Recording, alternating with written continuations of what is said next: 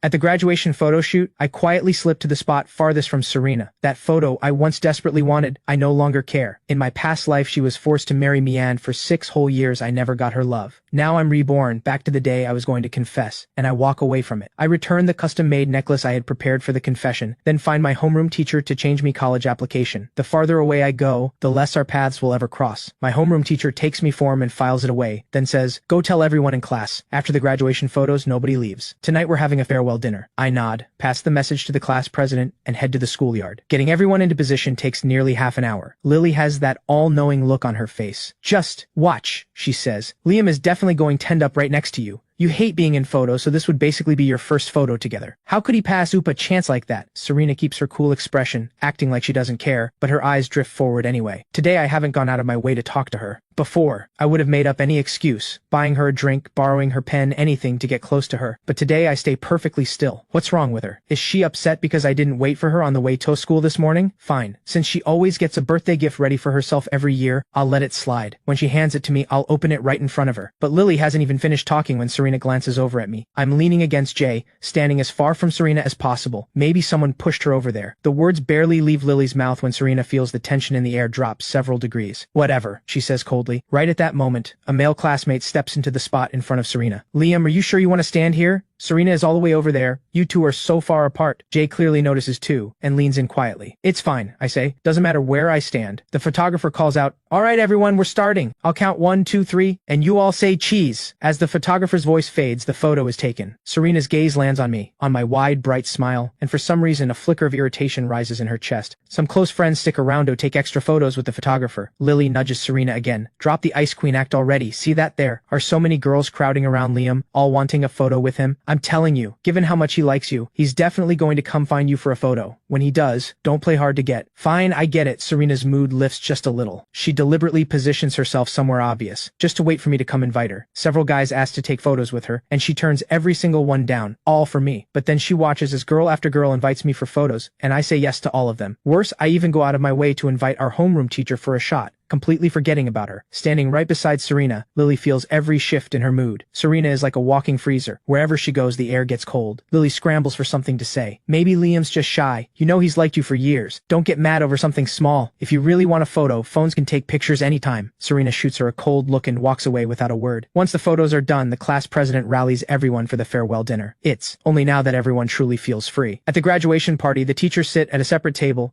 and most students go over to toast them. In my past life, my eyes were only ever on Serena, always calculating when to confess, when to give her a gift. Now I pull Jay along and go toast the teachers myself. Since we chose the science track in our second year, these teachers have poured themselves into teaching us for 2 full years. By 9 o'clock, as the dinner winds down, Lily walks to the center of the room, grabs the mic and says, "Hey everyone, listen up. Today is the day we part ways. Today is our graduation day. And it's also Serena's 18th birthday. Let's all wish her a happy birthday. And if anyone has a confession to make or a gift to give, don't waste this moment." While she speaks, she keeps shooting exaggerated looks in my direction. I keep my head down, picking at my food, tapping my phone now and then. The room erupts. Everyone breaks into happy birthday. Serena's brow furrows slightly. She hates being in the spotlight like this, especially in front of everyone, and especially Liam. Not a single gesture. All through dinner, he sat as far from her as possible, and hasn't so much as glanced her way all night. She doesn't even know why she keeps tracking my every move, but somehow, everything I do gets under her skin. Right now, her mood has hit rock bottom. All the frustration she's been holding in all day finally reaches its breaking point. The dinner is nearly over now. The teachers have already left. Classmates around her are cheerfully singing happy birthday, and yet Liam couldn't care less. He won't even open his mouth to sing a single line, just sitting there on his phone. Her eyes burn with anger. The moment the last note fades, she stands and walks out. "Serena, wait for me. Slow down." Lily rushes after her. Jay turns to me, worried. "She left. You okay?" I look up, genuinely puzzled. "Who left?" That's when Jay knows. I really don't care. We're all about to go our separate ways. Does anyone want to do a little performance for everyone, even just a song? The class president tries to keep the energy alive. Suddenly, I stand up and walk over to a girl nearby. "Can I borrow your guitar? I want to sing Childhood. I hope we all remember being 18 forever." No one has ever seen me put myself out there like this. Usually I just trail behind Serena. The room immediately starts chanting, "One song, one song." I sit down on a stool and let my fingers drift across the strings. The music flows out, soft and steady. I play and sing, my voice low and warm. When the last note fades, the room fills with applause. I smile quietly and give a little bow with the guitar in my arms. Some classmates capture the moment on their phones and post it to the class group chat. By now, Lily and Serena are already in the car heading home. Lily sees the video the moment it drops. She hits play, and my voice pours out of her phone, and she can't help herself. "Oh my god, Liam's voice is incredible. I've known him all this time and I had no idea he could play guitar and sing like that. That was so heartfelt. When the song ends, Lily is still buzzing. Serena, put the game down. Check the group chat. Am I crazy or is he doing this on purpose to get to you? The old Liam never would have gotten up in front of that many people to sing. Serena was already annoyed. And at that, her in-game character dies on the spot. She slams the controller down in frustration. Why? Do you keep bringing up Liam every 5 seconds? Do you like him or something? Whatever he does from now on has nothing to do with me. Don't mention him in front of me. Today is her birthday,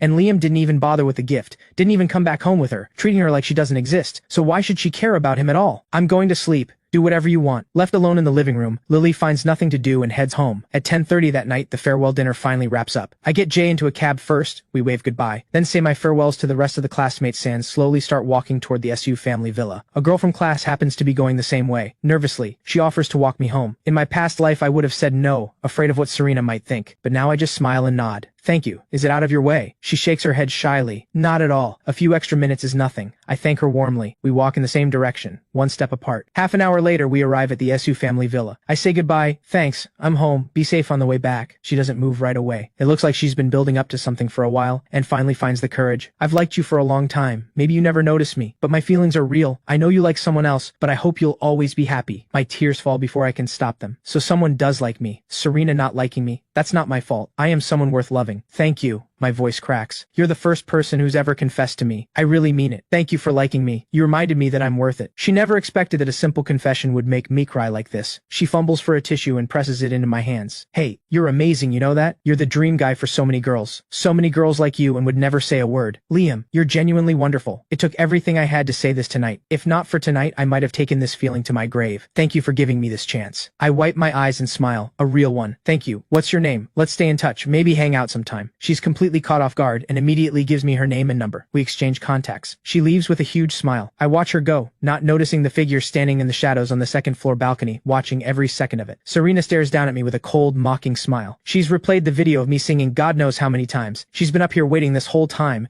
and all she gets to see is me laughing and adding some girl on WeChat. So this is what your love looks like, Serena thinks icily. How cheap. Today is my 18th birthday, the most important day, and you ignored me all day. Now you're out here smiling with a girl who confessed to you. Liam, you really can't go a day without a girl around you, can you? Don't come crawling back. Only after I step inside does Serena finally move to her own room. If he comes back with a birthday gift, she thinks she'll let it go. This is his one chance, or she's done letting him trail behind her. The minutes tick by. She checks, and checks again, that her bedroom door isn't locked. But by 11:30 at night, I still haven't come. Serena finally pushes herself up and opens the door. Downstairs, all the lights are off, except for a dim light in the kitchen. Aunt Wu had just woken from a short sleep. She hears movement and comes out to check, surprised to find Serena awake. Miss Serena, why are you still up? There's a cake in the fridge. Your father left it for you. Would you like some? Serena shakes her head. Where's Liam? Aunt Wu stifles a yawn. Young Master Liam came home and went straight to his room. He's probably asleep by now. Do you need him? Should I go wake him? Aunt Wu, too drowsy to notice Serena's expression, keeps talking, and with every word Serena's face grows darker, her voice dropping several degrees colder. No, I'll have some cake. She goes to the fridge herself. Still half asleep, Aunt Wu doesn't quite register the mood. She just senses something is off with the young Miss and adds gently, Miss Serena, it's sweet. Don't eat too much at this hour. Get some rest. Serena almost laughs at herself. She turned down her friend's party. She turned down her family's gathering. All she wanted was to wait. Wait for me, for a birthday gift, for something. But the entire day passed and I didn't say a single word to her. Not even happy birthday. And then there I was, laughing and carrying on with another girl. She's furious. Beyond furious. The kind of angry that can't be smoothed over. Not by anyone. From this moment on, your spot as my personal shadow is gone. Unless you come and make it right first, I'm done with you. And so a certain tsundere ice queen, furious and restless, tosses and turns all night, unable to sleep. The next morning I finish breakfast and head out. Aunt Wu hesitates. Young Master Liam, aren't you going to wait for Miss Serena? You two are always together. I smile and explain, Aunt Wu, I've got things to do today. We're adults now. If we're always stuck together, people will start to talk. Aunt Wu frowns. Last night, past 11, Miss Serena got up and had some cake. I thought she didn't like sweets. I shrug. Maybe she was in the mood. I don't pretend to understand how she thinks. She doesn't dislike sweets in general. She just never liked the ones I made. I'd finally seen that clearly. I've barely stepped outside when Serena wakes up. She sits down at the table and finds herself completely alone. Aunt Wu, where's Liam? It's already 9 o'clock. Is he still in bed?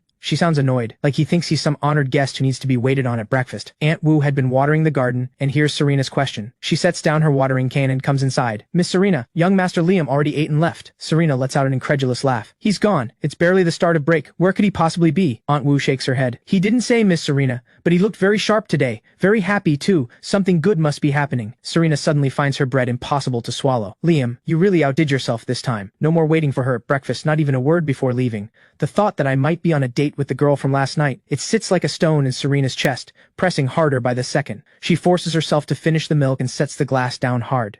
Miss Serena, are you all right? Are you feeling unwell? Should I call a doctor? Aunt Wu lingers, waiting for instructions. She's never seen Miss Serena this worked up. The young miss is usually cool and distant, but rarely loses her temper like this. I'm fine. Serena's voice is flat and clipped. Did he say anything when he left? Did he ask about me? Aunt Wu shakes her head. No. Young Master Liam knows you're not very fond of him, always following you around. He's probably decided to stop bothering you. If anything, congratulations, Miss Serena. You've finally gotten the peace and quiet you always wanted. Aunt Wu ventures carefully. Serena stares at her in disbelief. So you knew I didn't like him, and now you think I should just be happy about this? Aunt Wu senses something is off with Miss Serena today. She never asks this many questions, and she certainly never talks like this. Miss Serena, everyone in the Su household knows you've never been close with young Master Liam. Over time, he must have seen it clearly, that you'll never feel the same way, so he's decided to stop liking you. That's only natural. Alright, I get it. Go on. Serena ends the conversation, but the weight in her chest only grows heavier, so in everyone else's eyes, she's always come across as someone who despises Liam.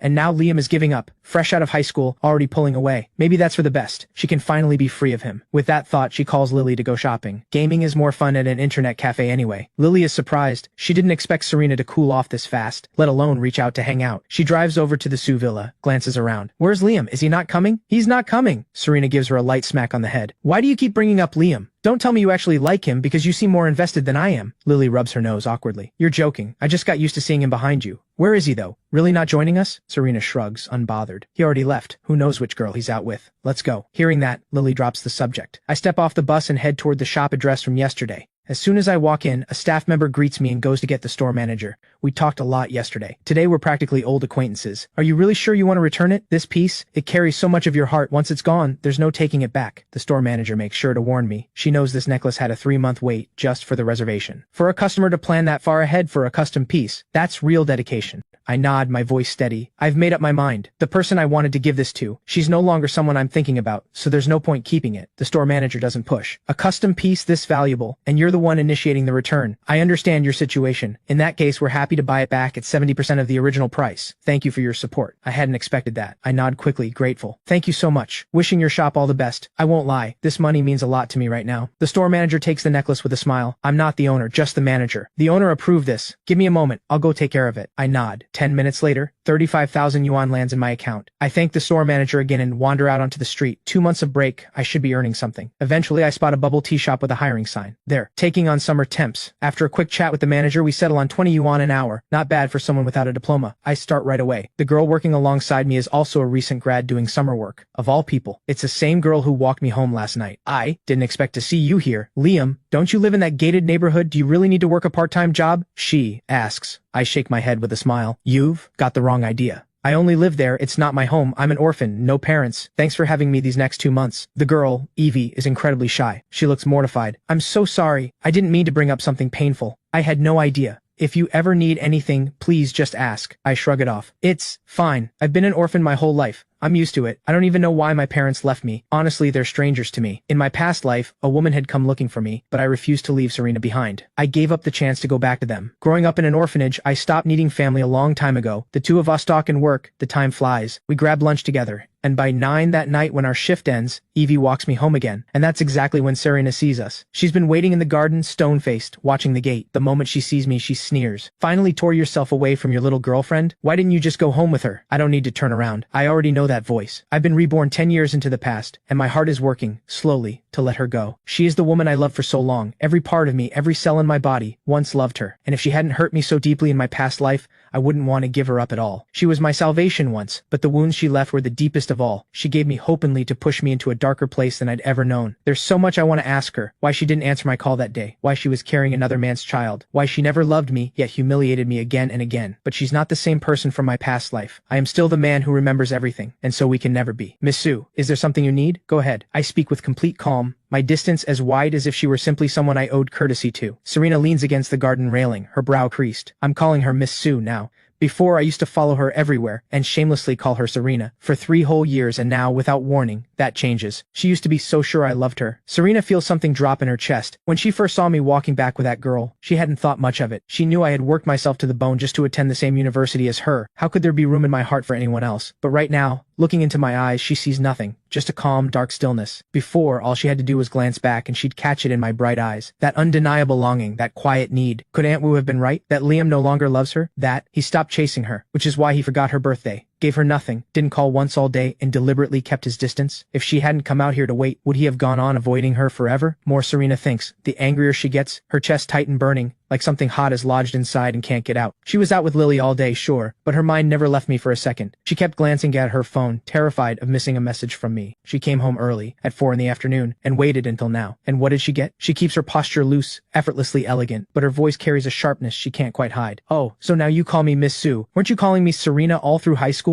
I don't take the bait. Instead, without thinking, I step back, putting more space between us. My voice stays even. That was when I was young and didn't know better. It won't happen again. Is there anything else, Miss Sue? If not, I'll be heading in. That single step back completely set Serena off. She lets out a cold laugh, forcing down the surge of feeling. Miss Sue, look at that. Fine then, go make me a bowl of noodles. I'm hungry. What she really can't stand is how I stepped away. She just needs an excuse to keep me here a little longer. But her pride won't let her say anything soft, so she hides her unease behind a command. I give a small nod and turn toward the kitchen. In my past life, I spent 4 years cooking for her. I knew exactly what she loved and hated. No green onions, no ginger, no vinegar, allergic to mango. I knew everything about her, and she knew nothing about me. To her, I was just a worthless shadow, not worth a single moment off her energy to understand. But that's fine. When I finally leave for good, she'll let go without a fight. 5 minutes later, I come out carrying a steaming bowl of noodles, a poached egg on top, a slice of ham on the side. I set it down gently in front of her. Miss Sue, please eat. I'll be heading to bed now. Serena suddenly reaches out and grabs my wrist. The warmth of her fingertips makes me go still. Where? Do you think you're going? Her voice is deliberately firm. You're just going to leave me to wash the bowl myself? The truth is, she just wants me to stay a little longer, even in silence. She had braced herself for bad noodles since I'd barely ever cooked it before, but when she lifts a chopstick full and takes a bite, a familiar yet surprising warmth fills her mouth, even better than Aunt Wu's cooking. She blinks, and before she can stop herself, I didn't know you could cook like this. Hidden inside those words is a compliment she doesn't even realize she's given. I smile, but there's a trace of bitterness in my eyes. In my past life, everything I cooked to make her like me just a little more. Back then, I'd cook 10 meals and she'd barely touch one. Always not good. It turns out it wasn't my cooking that was the problem. She just never wanted anything I made. And now finally, she says it's good. Does that count for something? But the moment I think of everything from my past life, my heart fills with that same feeling, like 1,000 tiny needles pressing in from every side. Done eating? I'll go wash up. I pull my hand back, my voice flat. In such a hurry? Serena's grip on the chopsticks tightens. She just wants a few more minutes, even a few more words. I don't answer. I look down and open my phone, scrolling lightly. Serena glances up and catches a hint of a smile at the corner of my mouth. It irritates her more than it should. Is he texting that girl? No. She has to put a stop to this. We're going back to Beijing tomorrow. We've graduated. Our universities are there anyway. Serena grips her chopsticks tight, fighting to keep her temper in check, but her voice leaves no room for argument. I'm surprised. In my past life, we didn't go back to Beijing at this point. I push back instinctively. Can I stay? I still have things to do here. Why don't you, Aunt Wu, go ahead? Besides, my university isn't in Beijing. It's far from there. I genuinely don't understand what's gotten into her. She's always cold and hard to read, but random outbursts like this are unusual. This isn't up for discussion. You don't get a say. Serena's voice drops a few degrees. If you have things to deal with, tell me. I'll handle them. The noodles suddenly feel impossible to finish. Is Liam refusing to go back to Beijing because of that girl? But today I hold my ground. Miss Sue, I'll speak to Grandpa Sue myself. I'm staying. A sharp crack. Serena slams her chopsticks down on the table. Her voice is ice and venom. Liam, you really can't function without a woman around, can you? She confessed yesterday, and today you can't live without her. I heard words like this from her countless times in my past life, but hearing it again, it still hits like a hammer to the chest, shaking something deep inside. What did I ever do to deserve being humiliated like this? She's clearly not going to finish the noodles. I push down the sting behind my eyes, keep my face calm, pick the chopsticks up off the floor, take the bowl, and walk to the kitchen. The rush of running water is just enough to drown out the sound I can't hold back. The moment those words leave Serena's mouth, she regrets them. She's just so angry, so terrified of losing, that she said the first thing that came out. Between them, the tension has been building like a storm for too long, and it finally breaks tonight. The thought that I might actually be pulling away for another girl. She loses all control. She wants to apologize, but seeing me still standing there, completely unbothered, the words stick in her throat. 5 minutes pass. The water stops. She still hasn't found the right moment, and then she sees me set down the bowl and turn to leave. Serena rushes forward and grabs my wrist.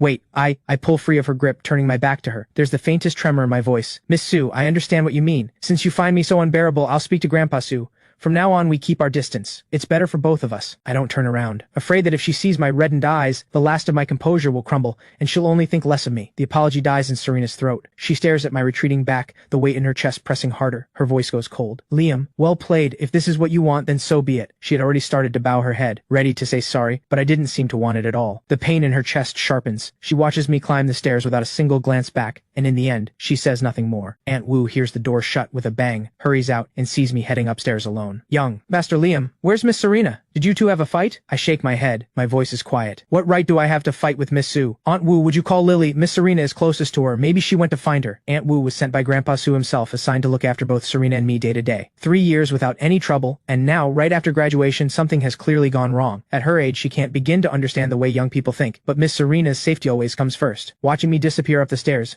Aunt Wu only grows more puzzled. Young Master Liam always worried about Miss Serena. So why is he just walking away without a word? What on earth is going on? I go to my room. Today wasn't even tiring, but this argument with Serena has drained me completely. If I could, I'd leave the SU family villa right now. If only, that summer when I graduated middle school, I hadn't jumped into that river to save her. We never would have crossed paths, and none of this pain would ever have happened. I think of the orphanage where I grew up, and a thought takes shape. I should go back and visit. Director Mom always took such good care of me. The next morning, I'm up at 6:30. Aunt Wu already has breakfast ready. She's surprised to see me up so early. Young Master Liam, it's summer break. Why are you up so early? I sit down at the table and eat quietly. I've got something to do. I'll be heading out soon. Aunt Wu, your cooking gets better every time. Thank you. Aunt Wu beams at the compliment and her whole mood lifts. She can't help going on a little. As long as you enjoy it. You used to skip breakfast so often, I worried it wasn't to your taste. You're already so slim, no need to diet. A handsome young man like you, who wouldn't like you? She pauses, then lowers her voice with a grumble. It's just Miss Serena, always so cold, never talks much, and these past 2 days have been even worse. Flying off the handle at nothing. These old bones of mine can barely take it. I stayed up until 11 last night waiting to hear from her. I miss the way things used to be. Back when you were always by Miss Serena's side, she was so much easier then. I listen but don't respond. Finish the kanji in silence and head out. The moment I sit down on the bus, my phone rings. It's my homeroom teacher. Liam, here's the situation. I have 2 college applications from you. One for Qingbei University, one for Wabe University. I need to confirm one last time. Which one do you want? With your scores, honestly, I'm hoping you'll choose Qingbei. It's the best there is. My voice travels through the phone, steady and calm, almost distant. Teacher, thank you. That was probably my mistake when I submitted. I must have included an extra copy, but I've made up my mind. It's Wabe University. Please go ahead and shred the Qingbei application. I'm sorry for the trouble. My homeroom teacher laughs, warmly. It's a good thing you know your own mind, Liam. As long as you're sure you'll shine wherever you go. I've got a lot on my plate right now. We'll leave it at that. I hang up and watch the streets blur past the window, and I can't help but smile. Something has finally changed. Right now, all I want is to get as far from Serena as possible, go somewhere she isn't, and become who I was always meant to be. Meanwhile, in the school office, teachers sort through student files and chat among themselves. The class president and academic rep have been drafted in to help. My homeroom teacher Hang Zupan pulls out my Qingbei University application, handing it to the class president. Tear this up. There's real regret in her voice. What? A waste of talent. 60 students in our class, and he's the only one going somewhere this far away. The class president's hand stills. Didn't Liam used to be really close with Serena? Why isn't he following her to the same school? Something churns inside him. This is huge. Everyone in class knows Liam has been Serena's personal shadow. From first year to third year, 3 straight years, the two of them practically inseparable. And that Liam likes Serena, that's known by the whole school. Now, out of nowhere, Liam has changed his application, choosing a university all the way from Beijing. If Serena finds out, the fallout doesn't bear thinking about. It's going to be chaos. Over the next few days, I leave early and come home late, deliberately avoiding Serena. And it works. We don't run into each other once. I feel a quiet relief. Fighting with Serena exhausts me in ways nothing else does. But then again, it's not like there's anything real left to fight over. We don't even have a real relationship anymore. I just hope Serena goes back to Beijing soon, so we can finally put real distance between us. My next day off, I'd already made plans with Jay to catch a movie. When I wake up, I stretch out long and sit up. The sunlight outside is gorgeous, and my mood lifts with it. Finally, a day just to breathe. I take the bus to the biggest bookstore downtown, looking for books on perfumery to get a head start. Once I find something, I settle into a window seat and read in the quiet. Soft light falls like gauze through the glass, landing on my face, already fine-featured, making it look even more striking. I shift slightly, letting the light catch the pages just right. Those bright eyes, clear as water, like 2 gems set into a sculpted face, are calm and quietly radiant. Just then a girl walks into the bookstore and spots me by the window in an instant. She can't help it. She pulls out her phone and quietly captures the moment, then posts it to the school alumni group chat with the caption, "I think I just found the one." The chat explodes instantly. Her friends pile in, "Oh wow, this is literally my dream guy.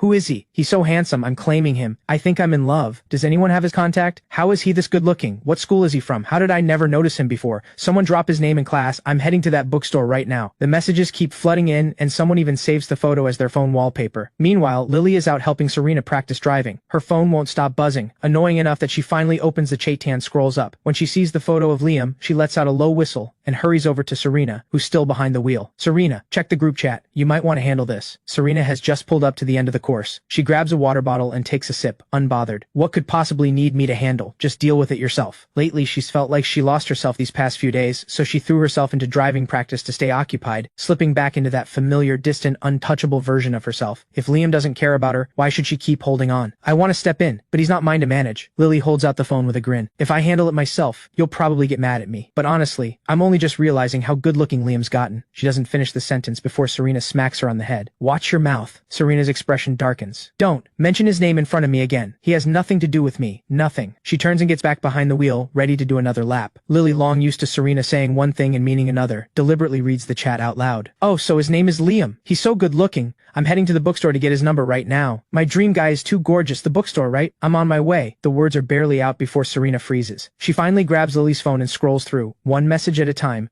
until her eyes stop on the photo. I'm just wearing a casual blue jacket and jeans, but there's a brightness about me she's never seen before, like I'm more alive than I've ever been. The truth is, I've always looked this way. I just used to walk behind her, head down, hesitant, so everyone has simply overlooked me. Serena's expression grows darker by the second. Her fingers fly across the screen. She drops a message in the group chat, one that lands like a warning shot. Everyone delete that photo of Liam. Now, this is a violation of his right to privacy and image. Delete it or face the consequences, and I have no problem sending a lawyer after each and every one of you. The chat goes silent instantly. Everyone knows Serena Sue is the daughter of one of Beijing's most powerful families, not someone any of them want to cross. She never bothers with the alumni group chat. This is the first time she's spoken up in it, and it's to protect Liam. A few seconds pass, and a few quiet messages sneak in. Oh wow, Serena is something else. I want to be Liam right now. Imagine having someone like that in your corner. Too bad I'm a girl, otherwise I'd want her protecting me too. Lily watches the whole thing from the side, barely holding back her laughter. You know, that was quite the power move. If Liam finds out he's going to be so touched, what if I find a way to quietly let him know? Serena doesn't object. So Lily springs into action. She's well connected at their school, and quickly gets in touch with Jay, asking him to pass the news to me. The moment Jay finds me, he's fired up. Those girls are unbelievable. Do they not realize how uncomfortable this is for you? Posting your photo in a group chat like that?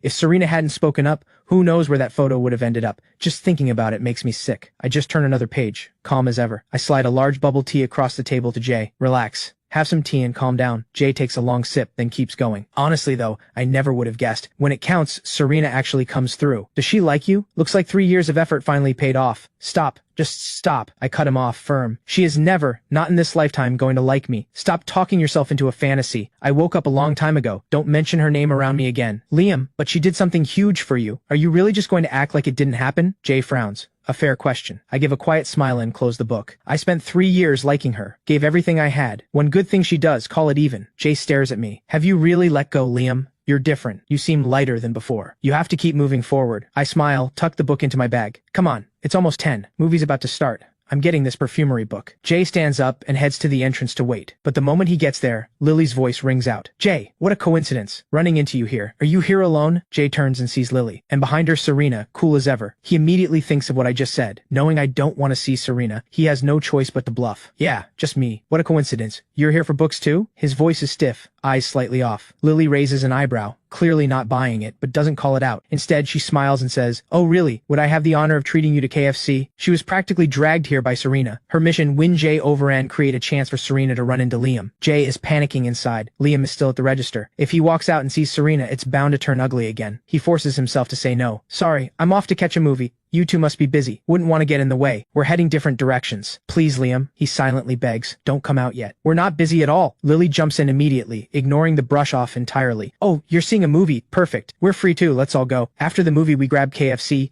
and then we could hit Ocean Park in the afternoon, or the haunted house if you're feeling brave. Jay has never met someone with this level of nerve, and he snaps. I said it's not a good time. Do whatever you want. Lily immediately clamps a hand over his mouth, drops her voice low. Shh, I'll cover everything. You just eat and enjoy. One ticket to Ocean Park is 699 yuan, and you've been wanting to go for ages, but never wanted to spend the money, right? That hits Jay right where it hurts. He really has been wanting to go, just couldn't bring himself to spend the money on a ticket. He hesitates for a moment, then surrenders completely to the promise of a free day out. He hedges awkwardly. You meant all that? What? You'll buy the Ocean Park tickets? Of course I meant it. Everything's on me. Lily pats her chest, then casually slips in.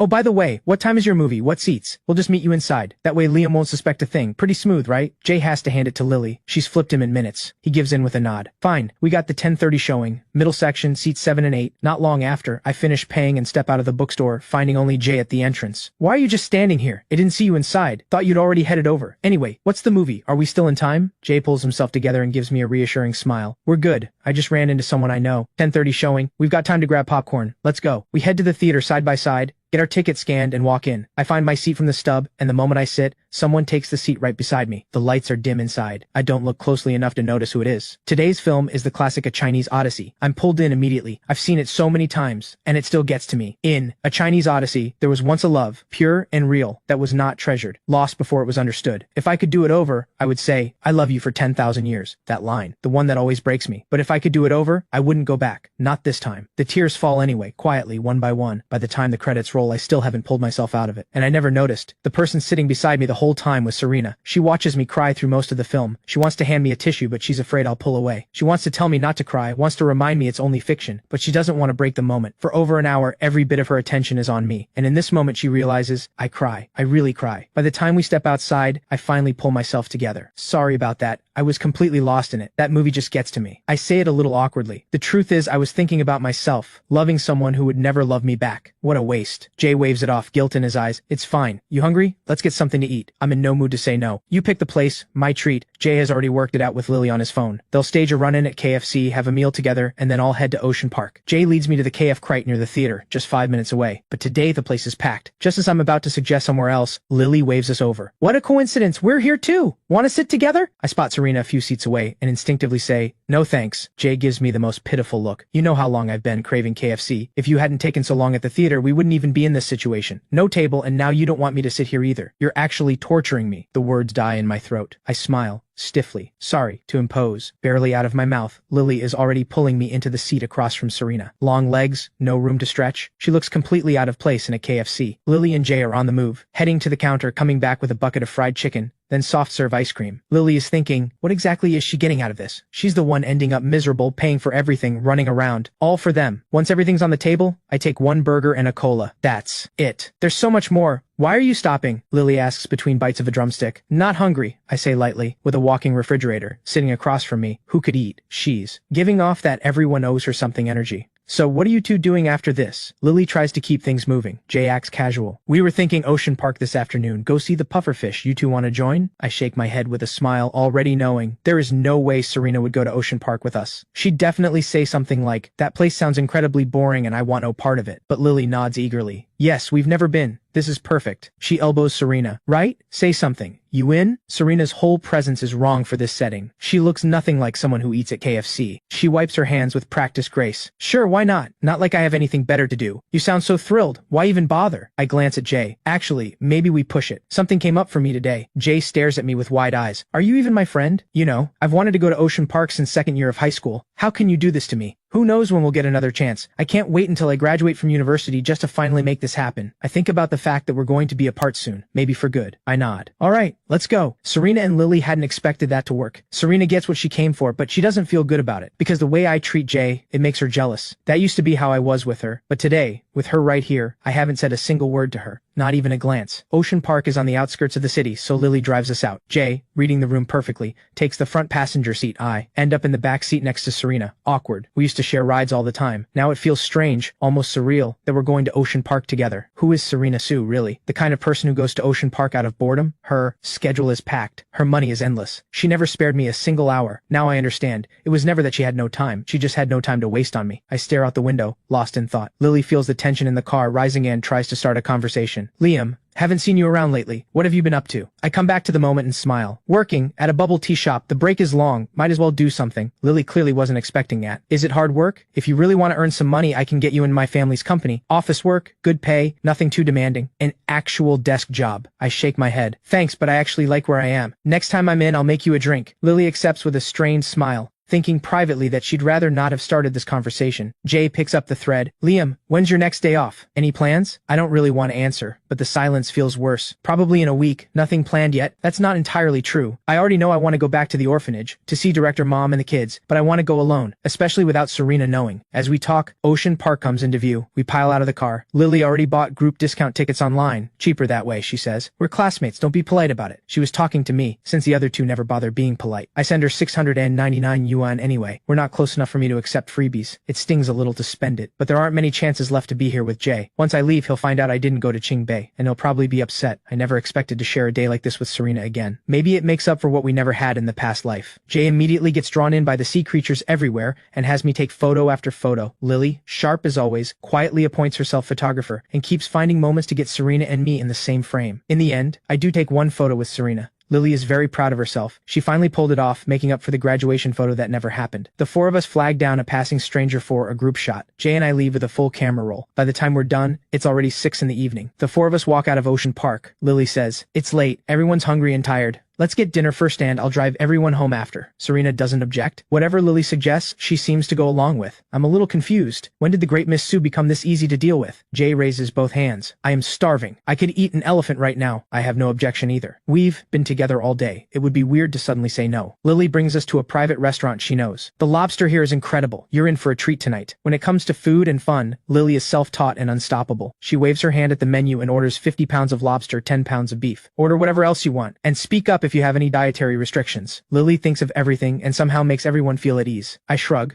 No complaints. Serena doesn't eat spicy food, and she hates peeling lobster. Not my concern anymore. But Lily's choices suit me perfectly, and the food arrives quickly. By now I'm hungry too, so I focus on my own plate and don't spare Serena a glance. She stares at the lobster in front of her, visibly irritated. Probably only I could read what's really behind her eyes. That quiet frustration. Fortunately, Lily ordered other dishes too, so Serena has something to work with. But almost everything here is bold and heavy. Every dish loaded with garlic, onion, and cilantro. In the past, I would have told the server exactly what Serena likes, but not anymore. She won't even open her mouth, so why should I bother? The four of them sit down to eat, and Serena is the only one with a cold face. The other three enjoy the meal. On the way back, they drop Jay off first, leaving just me and Serena. In all this time, this is the first time Serena has ever walked home with me. After Lila drives off on her own, I lead the way and Serena follows me into the villa. Why are you working a part-time job? If you needed money, why didn't you just tell me? That's the first thing she said to me all day. I stop and turn to face her. It's not about money, I say. I just want to experience real life. You've never understood how I live. We come from different worlds, completely different worlds. Quit the job. If you really want to work, I can arrange something for you, Serena says, convinced she's doing me a favor. I shake my head. Thanks, Miss Sue, but I actually like this job. I turn to go upstairs. I'm tired. Good night. Serena watches me walk away, her brow pulling tighter. She's doing this for him, so why does he still look so impatient? Why won't he just go along with her like he used to? Does he not like her anymore? Just then her phone rings. She glances at the screen. It's Grandpa Sue. Her voice instantly warms. Grandpa, you're still up? Just finished my medicine, was about to lie down, he says with a chuckle. But it's been so long since I've seen you. You've graduated and you're on break, and you can't come visit your old grandpa? Serena had planned to visit, but she wanted to stay close to me, so she didn't. She follows his lead. Grandpa, I've been taking driving lessons lately. Once I get my license, Lily and I will come see you. Grandpa Sue's tone shifts. Actually, there's something I need to tell you. You're an adult now. As the future heir of the SU family, it's time for you to begin specialized training and trials. Serena knows this is a responsibility she can't avoid. She straightens up. I'll come to you tomorrow, Grandpa. Only then does Grandpa Sue nod, satisfied. I'll be waiting then. She hesitates. Grandpa Liam wants to stay here, Serena asks carefully, hoping more than anything that I'll come with her. Grandpa Sue sighs. Serena, Liam doesn't belong to the Sue family. Where he goes is entirely up to him. Unless he's willing on his own, Grandpa can only call and ask. Grandpa Sue sees right through it all. The two of them used to be so close, and now he's the one mediating. Grandpa, what if I want him to come with me? Serena blurts out. Grandpa Sue immediately understands. All right, let me call and ask him. I'll let you know. Moments later, Grandpa Sue video calls me. I'm at my desk flipping through a book I bought earlier, and the call catches me off guard. Still, I answer politely. Grandpa, you're still up? He laughs warmly. Just finished my medicine, going to bed soon. How have things been lately? How are you and Serena getting along? Nothing's happened, has it? I shake my head. We're fine, Grandpa. Everything here is good. No need to worry. Then Grandpa Sue shifts. So how did college applications go? Did you get into the same school as Serena? I pause, then look up and speak honestly. Grandpa Sue, I don't want to lie to you. I didn't apply to the same school as Miss Sue. I stop for a moment, then continue. I understand why you brought me from the orphanage into the SU family. You wanted me by Serena's side as she grew up. And if not as her husband, then as her closest companion. I was an orphan with no one. You gave me everything, and I should be grateful. But all the mistakes started in my past life. That night she and I crossed a line after drinking. Everything changed after that. The path I was meant to walk got twisted. I worked so hard for so many years, and in in the end I was nothing more than a house husband. 6 years of marriage, not even a child to show for it. When all is said and done, my whole life was a joke. Now heaven has given me a second chance. This time, I choose for myself. Even Grandpa Sue, who has seen everything, is stunned by my words. Long silence. Then he speaks. Liam, have you really made up your mind?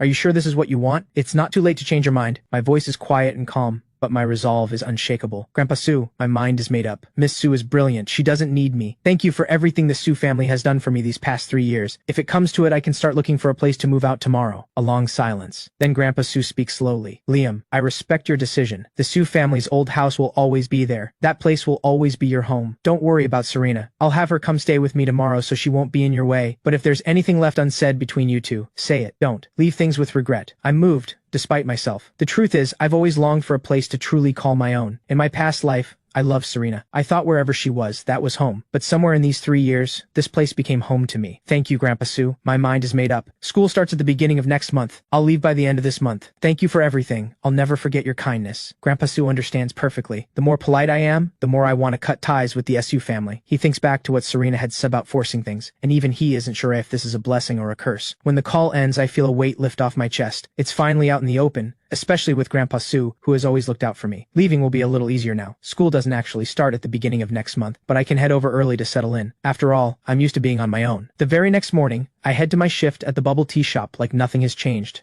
I have no idea today is the day Serena leaves for the Sue family's secret training. When Serena realizes I'm not coming with her, and knowing she has no way out of this duty, she has her driver park near the shop where I work. From a distance, she watches me handle customers with ease, smiling as I hand out cup after cup. But the girl working beside me? Serena can't stand the sight of her. She immediately calls Lily and tells her to change the schedule so I'm not working alongside that girl. She even makes a point of saying only male coworkers should be paired with me. Lily bursts out laughing on the phone. You can't even handle this much? And you still won't admit you like Liam? Serena snaps back. Stop talking nonsense, and hangs up. But inside, she's quietly thinking, if this is your choice, I respect it. See you at Qingbei University. That evening, I finally learn Serena has left. I eat dinner in silence, not a single word. 10 days later, I collect my first full month's pay from the shop and start packing. I don't own much. One small suitcase holds everything. On the 11th day, I spend the money I earned on some gifts and visit the orphanage. Director Mom sees me coming and pulls me in for a long, warm conversation. I tell her goodbye. I'm going to university. I leave tomorrow. I probably won't be able to come back as often to see the kids. She looks both reluctant to let go and quietly proud. She says it again and again. Take care of yourself out there. Become someone who gives back to the world. I nod with full sincerity. Thank you. I will. That same day, I buy my train ticket. On the 12th day, the acceptance letter from Hubei University arrives at the Sue family villa. On the morning of the 13th day, I ask Jay to see a movie with me. He doesn't know it's my way of saying goodbye. At 3 in the afternoon, I pick up my suitcase and board the train out of the city. I tell no one. Leave without a sound. This city won't miss me. One more or one less, it makes no difference. Everyone's. Life goes on exactly as before. My leaving changes nothing for anyone. I sit by the window and watch the city I've lived in for 18 years slowly fade into the distance. The capital, the Sue family villa,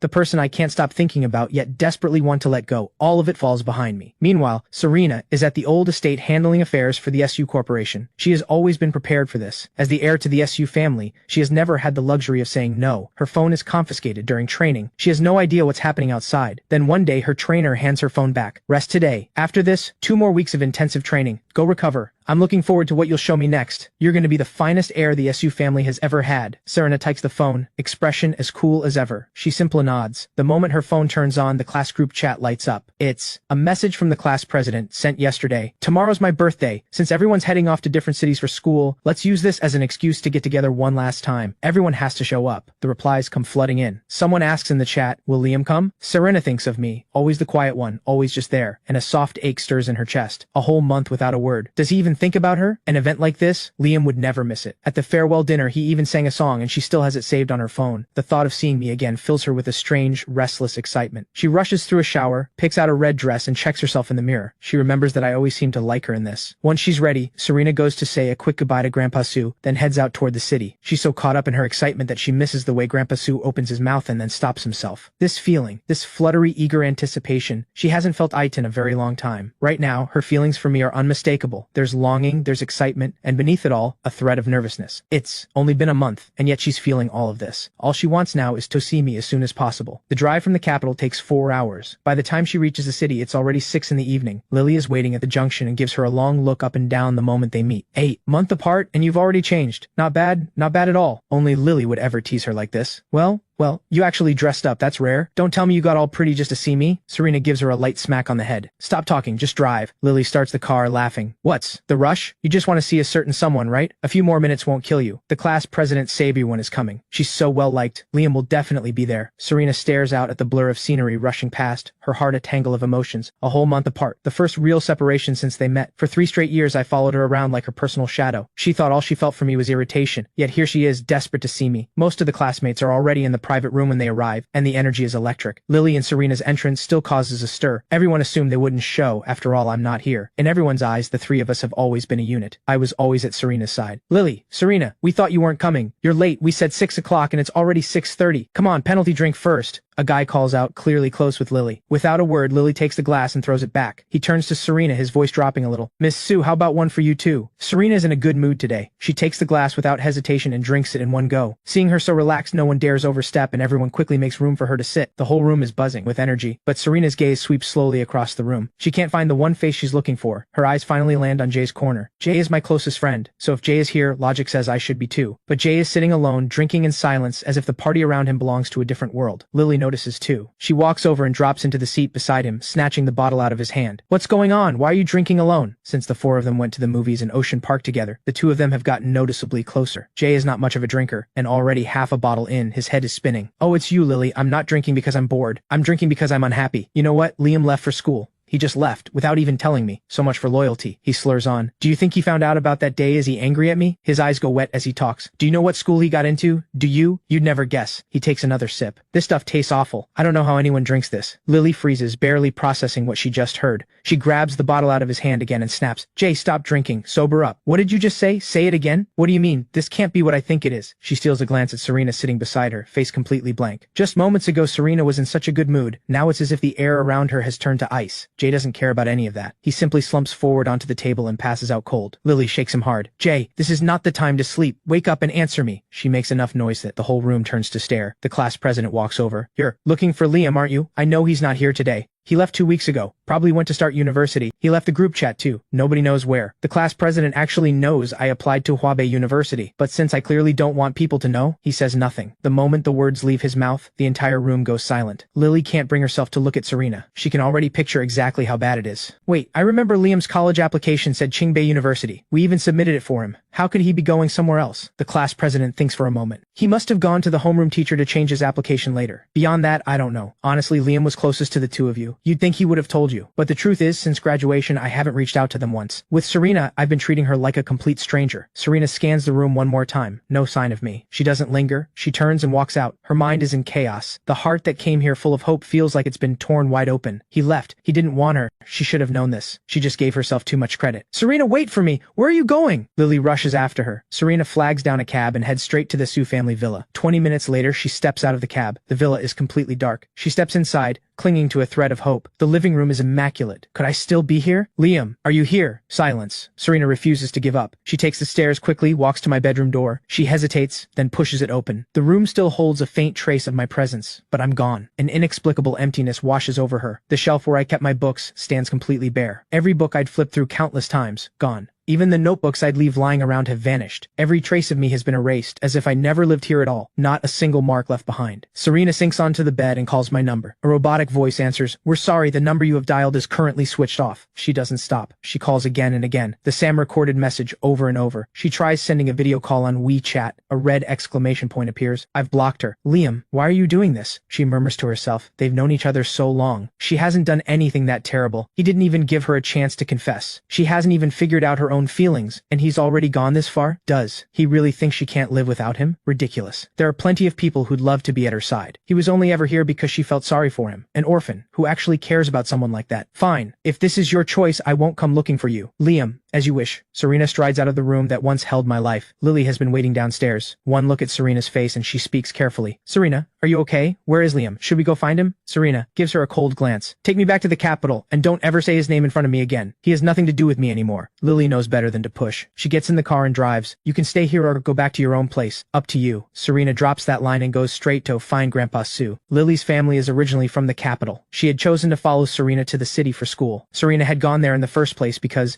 back in middle middle school, she was kidnapped. By chance, I was the one who saved her. But she ran a high fever from her injuries and lost all memory of me. So she's always believed I was simply someone Grandpa Su took in. He kept her in that city for high school to protect her. But the full picture is far more complicated than that. Keeping Serena there was genuinely about keeping her safe. Serena knocks and enters Grandpa Su's study. He sets down the papers in his hand and speaks calmly. So you know, Serena nods. Grandpa, have you been hiding something from me? Grandpa Su lets out a long, heavy sigh. Serena, the only thing I can tell you is that Liam owes the SU family nothing. He comes and goes as he pleases. Don't go looking for him. Serena still can't let it go. Grandpa, did you know he was going to leave? When? Did he start planning this? Grandpa Su sighs. The very night you left the city, he told me he had applied to a different school. He was clear. He wanted to leave, and he asked me not to try to stop him. Liam is a good kid. If it's not meant to be, let it go. Serena's response is unnervingly calm. Okay, Grandpa, I understand. Don't worry. He's the one who left first. I won't go looking for him. Grandpa Su watches her and feels more uneasy than ever. Serena, go get some rest. You have more intensive training tomorrow. If Serena had shown even a flicker of pain, he could breathe easier. But the calmer she is, the more unsettled he feels. He knows his granddaughter better than anyone. She would never have tolerated me hovering by her side for 3 years unless she had real feelings for me. And now I've left without a word. How could she possibly be this calm? He knows that young people have to live through these things themselves. He can only hope that Serenado hasn't let herself get stuck. He just never expected me to be so ruthless about it, leaving without a single moment of hesitation. He had seen so clearly how much I cared for Serena back then, but where exactly I've gone, even he doesn't know. By now I've been at Wabe University for half a month. The Department of Fragrance Arts operates differently from the rest. The faculty stays on campus year-round, always present. Classes start earlier than any other department. When I arrived to register, I checked into the dorms at the same time. The Department of Fragrance Arts is unlike anything else. The coursework is vast. Traditional Chinese medicine, Western medicine, the theory behind every botanical and medicinal ingredient, and both the theory and practice of fragrance design. Fortunately, in my past life, I studied medicine at Qingbei University. My knowledge of herbal medicine is already solid, so learning fragrance design comes naturally. In just half a month, I've already made real progress. I can produce Focus Incense Seed 30% purity. In fragrance design, quality is measured by purity level. The higher the purity, the higher the grade. Focus incense isn't something that takes years to master. The real challenge is the purity. Right now, the best Focus incense on the market tops out at 60%. I stare at the incense I've just made, brow furrowed. I turn to Ms. He. Which step am I getting wrong? Why is there still such a gap? The truth is, Ms. He is already astonished I've managed to produce Focus incense at all, let alone at 30% purity, and on the very first try. I've only been learning for half a month. I'm clearly a natural, and yet I'm not satisfied. I keep picking it apart. Ms. He thinks of her younger self and clears her throat awkwardly. Liam, you succeeded on the very first try. That already makes you remarkable. You can't rush everything. You've only been at this for 2 weeks. I believe you'll reach much higher purities in time. Ms. He, I think I've got a new idea. There's another combination of herbs I want to try. Ms. He stares at me blankly. All that encouragement, completely wasted. She'd said it all for nothing. She has high hopes for me, so she steps back and quietly waits. I place the ingredients for the Focus incense into the vessel, turning the properties of each herb over in my mind. In the end, I swap out one cold-natured herb for a neutral one. Half an hour later, the new batch of Focus incense is done. The moment I lift the lid, waves of fragrance pour out. Ms. He can no longer stay calm. How is this possible? How can ordinary Focus incense smell this rich? The purity must be at least 60. She steps forward quickly, drawn by the scent. I examine the improved incense. It's almost translucent. Is this because the purity went up? I ask, puzzled. Ms. He, should we go check the purity of this Focus incense? It looks strange. Did I fail? But based on what I know about these herbs, this should actually be more refined. And Ms. He's name is He Qian. She comes from the He family, a dynasty of fragrance masters. With only average talent, she's now 40 years old and still holds only a mid-level fragrance certification. Her highest purity achieved is 50%. Her family gave up on her long ago. That's why she was sent away to run the Fragrance Association in the city. She had assumed this would be her life, just drifting through to the end, but then she sees the Focus incense I've just made and something inside her wakes up. She presses a finger to her lips, then carefully picks up the incense. She smells it, examines it closely, and carries it to the purity testing machine. 3 minutes pass. A clear chime sounds. The display reads, Focus incense, purity 65%. Ms.'s breath nearly stops. She can barely believe it's real. The highest purity of Focus incense ever produced anywhere in the world is 60. She herself has never surpassed 50. And yet this student of hers, only 2 weeks in, on only his second attempt, has just hit 65. In that moment, the way she looks at me is nothing short of hungry. I look like her entire future. Liam, how did you just do that? Can you walk me through every step? The purity jumped so much between 2 attempts. What exactly did you do differently?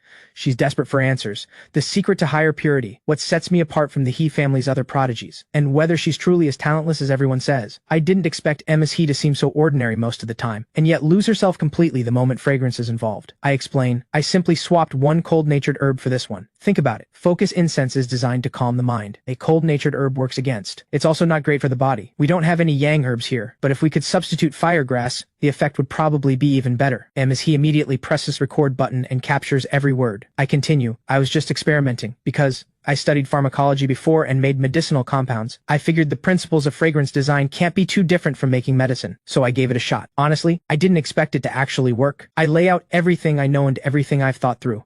When I finish, he is practically vibrating with excitement. Liam, you are my lucky star. Wait here. I'm having firegrass sent over right now. We're doing this again. She immediately calls her assistant, telling her to get the herbs there within 5 minutes. The assistant hasn't seen her boss this worked up in years. After a decade of being sent away to the city, he had gradually gone numb. But today, her voice sounds like a completely different person. The problem is, 5 minutes to deliver is physically impossible. Even running flat out, the assistant only makes it in 8. She opens her mouth to apologize, but he doesn't give her the chance. She snatches the herbs and hands them straight to me, watching me with barely contained anticipation. Try again. I don't understand why he is so tense. It's just another attempt. I take the herbs, swap in the firegrass, and load everything into the vessel. High heat first, then medium as the temperature climbs, then low to finish. Half an hour later, the incense is ready. I let out a quiet breath of relief. I'm about to reach for it, but He gets there first. The assistant, caught up in her boss's energy, stands rigid beside her. The lid comes off, and rich, impossibly pure waves of fragrance pour into the room. His hands are trembling as she carefully lifts the incense and brings it to her nose. She examines it closely. The assistant, having worked with her boss for years, knows quality when she sees it. What a beautiful color, almost transparent. The purity has to be above 80. Oh my, I've never seen focus incense this pure. I've never seen anything like it either. I stare at it, struck by how beautiful it is. It's stunning, I say, almost wistfully. If the vessel were made from Hessian jade, the color and purity would probably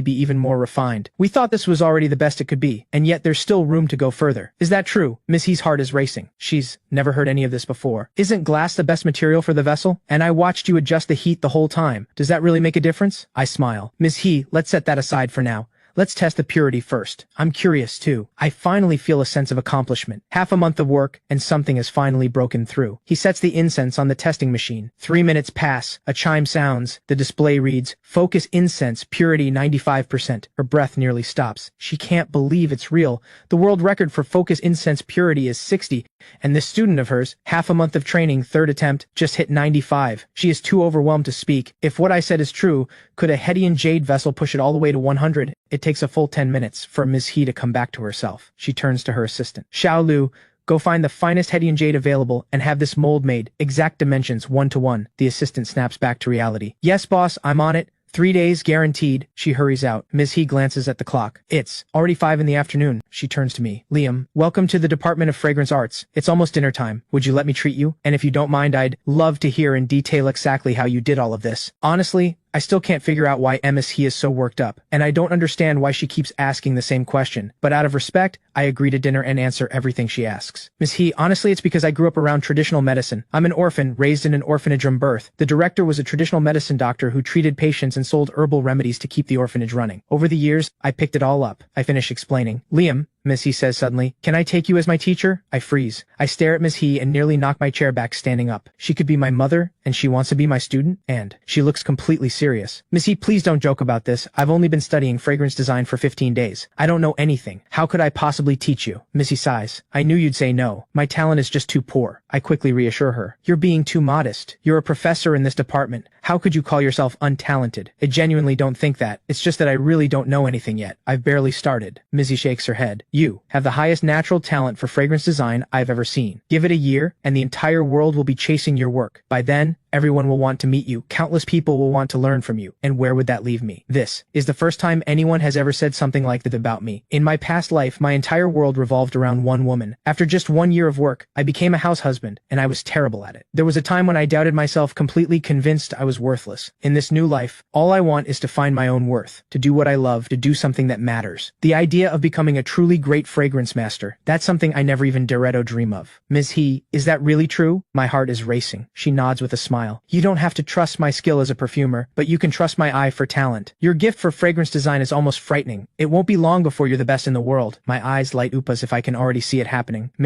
I won't let you down. When the day comes that I'm a top-tier fragrance master, and you still want to be my student, I'll say yes without hesitation. For now, though, I'm still too new at this. Let's learn from each other. You're still my teacher, the one who first showed me the way into this world. He is even more moved now. Thank Liam, you've given me hope. I'll do everything in my power to help you grow as fast as possible. I'll bring you some specialized books soon. After dinner, we go our separate ways. I sit with the books he gave me and read carefully. The school hasn't officially started yet, so I have the dorm room to myself. Thinking about what he said, something stirs in my chest. Maybe I really can become the person I could only envy in my past life. Coming here was truly the right choice. I found he here, and whether she truly lacks talent or not, she is undoubtedly the person who saw what I had. For the past 2 weeks I've been either reading or running experiments. Today, he rushes to call me to the lab. She says there's a surprise waiting for me. When I arrive, the first thing I see is the fragrance vessel crafted from premium Hedian jade, its luminous surface catching the light with a soft, silky glow, the grains smooth and exquisitely carved. This is incredible, I breathe. T explains, we thought it would be straightforward to make, but it ended up taking half a month. Top gritty Hessian jade is hard to source, and a piece this size even harder to find. That's what caused the delay. In my past life, as a son-in-law of the SU family,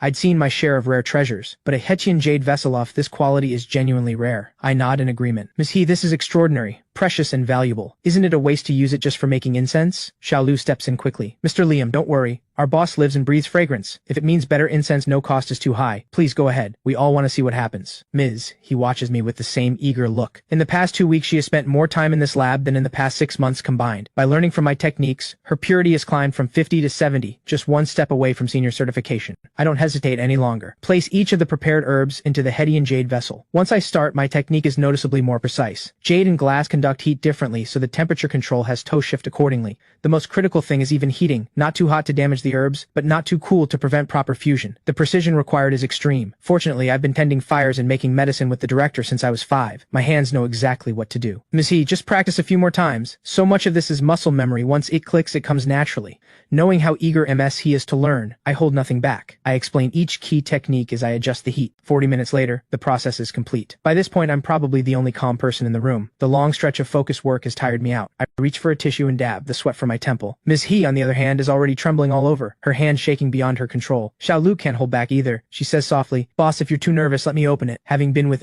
He for years, she knows that 95% focus incense was already extraordinary. And now, thinking about what might be inside, her heart is hammering in her chest. He takes a slow, deep breath, then lifts the lid of the Hessian jade vessel herself. Fragrance more rich and clear than anything before floods the room. Trembling, she cups the incense in her hands and lifts it out. It's pure white all the way through, nearly transparent, its texture so refined it looks like moonlight set into solid form. Not a single impurity. She stands completely still, eyes wide with something that goes beyond shock, as if she's witnessing a miracle. I speak quietly. Just as I expected, this is perfect. Miss He, shall we test the purity first? She snaps back to reality, nodding rapidly, and carries the incense quickly to the testing machine. 5 minutes pass. A clear chime rings out. The display reads clearly, "Focus incense, purity, 100%. Ms. He's breath nearly stops. She keeps repeating, 100. It's really 100. I catch Xiaolu's eye and gesture for us to slip out. Xiaolu, still in shock, gives a respectful nod and follows. It isn't until a full hour after I leave at He finally comes down from the high. Then she bursts out laughing. "We did it! We actually did it!" She keeps saying it, gripping Xiaolu's arm, and her eyes slowly fill with tears. I finally know what the problem was. It was never that I lacked talent. They simply never told me the core secrets of fragrance design. They used it as an excuse to push me out of the capital. Xiaolu watches her boss fall apart and feels her own chest tighten. Ms. He was the rightful heir of the He family, and her own family betrayed her. 10 years, exiled to this city. "Boss, I've never regretted following you," Xiaolu says, her voice catching. "I will never forget what you did for me. Not a single day have I regretted it." Today is September 3rd. School officially begins, and the campus is packed with students arriving to register. It's alive with noise and excitement. When I get back to the dorm, there's a new roommate.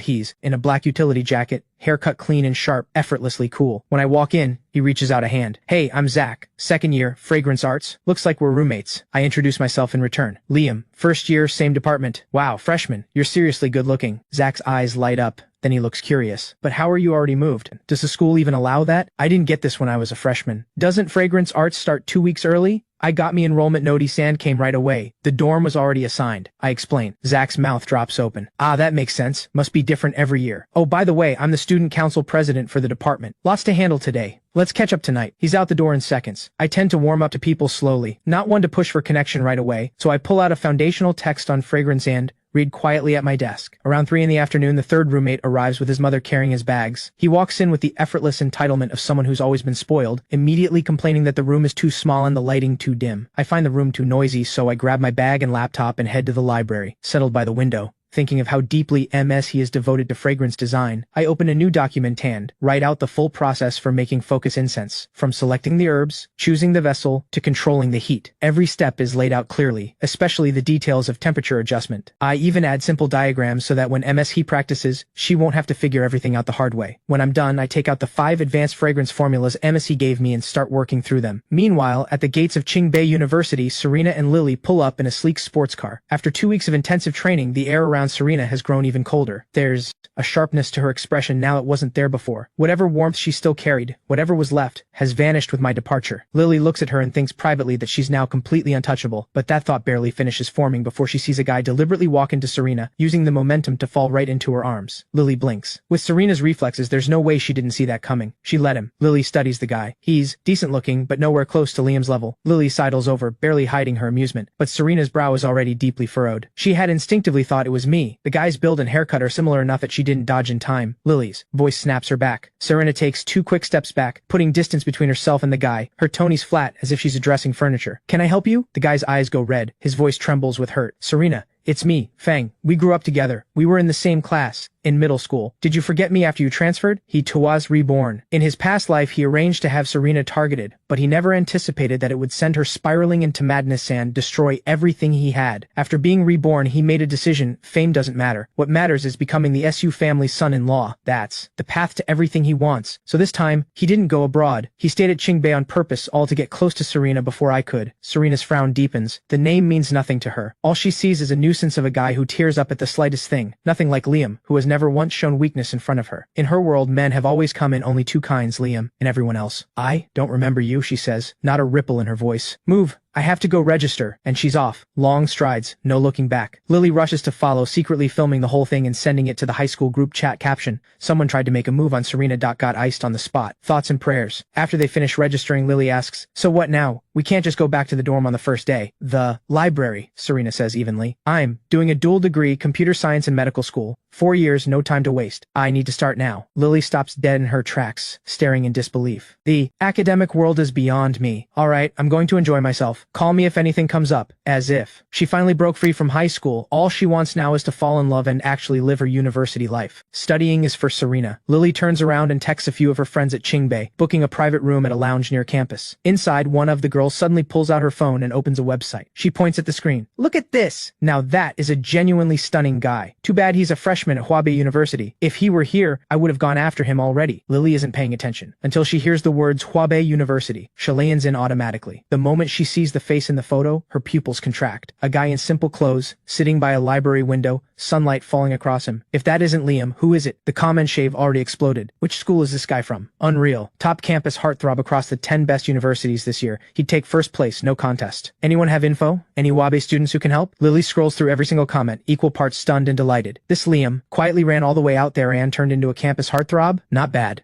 Lily, you okay? The girl notices her expression and frowns. I'm fine, Lily says, a small smile crossing her face. Just found something interesting. Hey, what is this site can? You see stuff from other schools in here? The girl sends her the link. It's the National University Network, dedicated to sharing the latest news from campuses across the country. Lily pulls it up on her own phone immediately, finds the post about me, saves the photo, then turns to the others. Keep going without me. I've got something to handle. I already settled the bill. Next time. She hurries over to Qingbei's library and finds Serena tucked in the far corner. Serena's head is down, fingers moving fast across her notebook, the cold radiating off her, keeping everyone else at a safe distance. Lily tiptoes over and snatches the book right out of her hands. Serena doesn't even glance up. Her pen keeps moving. Say what you came to say or leave. Ouch, that really hurts, Lily drawls, stretching out every word. I came here, first thing, to bring you news about Liam. If you don't want to hear it, I'll just go. The moment the name leaves her mouth, Serena's hand goes still. She looks up for the first time and something shifts in those cool detached eyes, staring straight at Lily. Lily is fighting every instinct to burst out laughing, because if she does, the next second she'd probably get hit. She takes out her phone, finds the photo, and sends it to Serena on WeChat. See for yourself. Is that Liam? Serena opens WeChat. The moment the photo loads, it's as if her blood turns cold and stops moving. Only now, in this moment, does she realize just how much she has missed me. A month and a half, and every cell in her body is screaming with longing. But the Liam in that photo looks the same as always. If anything, more at ease, more strikingly handsome than before. Where is he? Where did this come from? There's a barely perceptible tremor in her voice. Lily opens the National University Network and shows her. He's at Huabei University studying fragrance arts. Looks like he's doing just fine. From the city all the way to here. That's a flight away. He clearly doesn't want anything to do with us. just hiding. Serena's lips press into a thin line. She knows it too. She had already decided to let me go, and then fate puts this in front of her. How is she supposed to just ignore this? I see, don't worry. I'm not going to do anything right now. She pauses, then asks suddenly, if we can see posts from Huabei,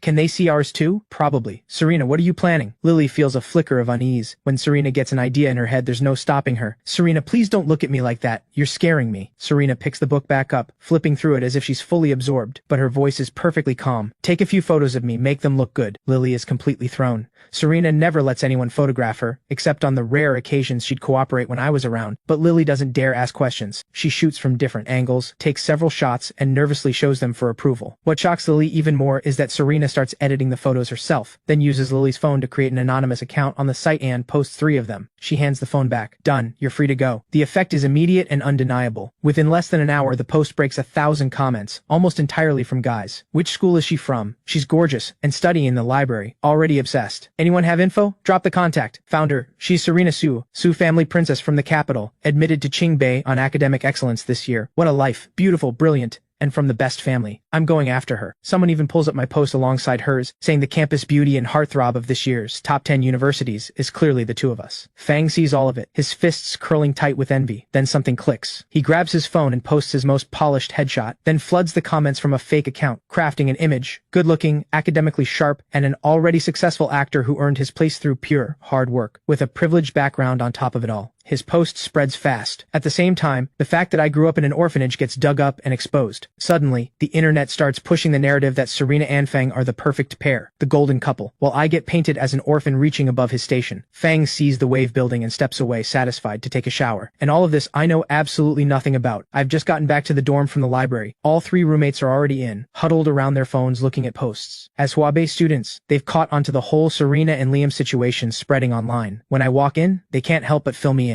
I just smile lightly. Thanks for looking out for me. But I don't care about any of that, and honestly, those two do look like a good match. Let's not waste time on this kind of nonsense going forward. I pause and add weight to my next words. I genuinely don't know who Serena Su is, and I would never have feelings for her. There's nothing to be upset about. The more I say it, the closer I get to believing it myself. The shadow that flickers through my eyes goes unnoticed. The other 3, seeing that I'm genuinely unbothered, finally change the subject. Good that you can let it go. Now that we're all here, let's properly introduce ourselves. I'm Zach, 2nd year fragrance arts from this city. I'm Jordan, 3rd year fragrance arts local. I'm Hugo, 1st year fragrance arts from the capital. I'm Liam, 1st year fragrance arts also from this city. Jordan laughs easily. Looks like I'm the oldest, so consider me your older brother. Come to me for anything, school, life, whatever. I've lived in this city for 20 years. I know it inside and out. Can't believe our whole room ended up in fragrance arts, and we've even got a little brother all the way from the capital. Hugo is a little shy. His voice is soft, and a birthmark on his face seems to make him self-conscious. I just got here. Hope everyone looks out for me. As he says it, he reaches into his bag and pulls out 3 gifts, handing one to each of us. A little something to say hello. Hope it's okay. I take the neatly wrapped box and look at the logo. It's an iPhone full bundle. Zach has already torn his open. No, wait, is this an iPhone 19 Pro Max? That's way too much. I can't accept this. Hugo, I appreciate it really, but it's too generous. I can't take it either. Hugo goes rigid like a startled rabbit. His voice drops even lower. It didn't cost me anything. It's just a small gesture. Please take it. He drops his head, unable to look at any of us, dreading rejection. I look at him, all that nervousness, and accept the phone. Hugo, I love it. Thank you, seriously. I'll take you to dinner sometime. The other 2 take theirs, as well, clearly delighted. None of us expected the quiet, shy one to be quietly loaded. In truth, I've long since grown used to having no family. But after the other 3 learn I'm an orphan from what they read online, they all feel a pull to look out for me. Each of them has family helping them settle in. I have no one. And yet, I outwork all of them, spending the first day of school in the library. Meanwhile, Serena reads the forum post calling her and Fang the perfect couple, and her face goes dark. Expressionless, she opens her laptop and her fingers move fast across the keyboard. In minutes, the post is gone without a trace. Only then does her mood lift slightly. Lily leans over and watches, then lets out a low whistle. Was that really necessary? You had to bring out the hacker moves for this? Ugly guys never give up. This kind of stunt, I saw it in elementary school already. Serena grabs a can of soda from the mini fridge and tilts her head back for a long sip. Lily shrugs. But, have you thought about it? If you got paired with some other guy online, do you think Liam would get jealous? Don't you want to see that? Don't. You want to know once and for all if he actually likes you? Serena goes still. She looks at Lily with something like approval. Out of everything you've ever done in your life, this is your one smart moment. She says settles back in front of her laptop and pulls up the post she just deleted, restores it, and this time goes further, pinning it to the top of the page where it's impossible to miss. Serena herself doesn't even realize that Lily has pulled her completely off course. Her whole mind is now on me. I'm not letting her insult me. You're the most capable person I know. There's nothing you can't handle, Lily says smoothly. Liam's probably seen the post by now. If he actually reaches out to ask about it, will you tell him the truth? She's noticed that every time Serena's conversation turns to me, something in her softens. She clearly loves talking about me. Serena turns to the window, gazing out at the city lights stretching into the night. Do you think, she says softly, he'll actually care?